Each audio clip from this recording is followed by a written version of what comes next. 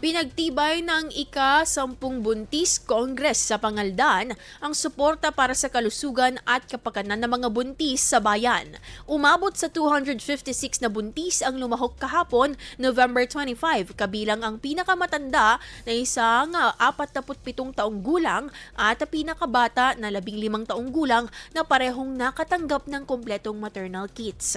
Namahagi ang LGU ng maternal kits na naglalaman ng gatas para sa buntis, vitamina, damit ng sanggol at iba pang pangangailangan.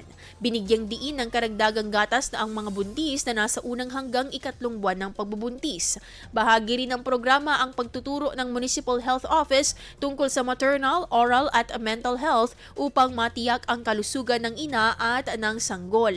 Kasabay nito, ipinakilala ng PhilHealth Local Health Insurance ang Yaman ng Kalusugan Program na nagbibigay ng libreng benepisyo tulad ng primary care checkups, laboratory tests, gamot at screening sa mga accredited clinics kabilang ang Mangaldan Primary Care Facility.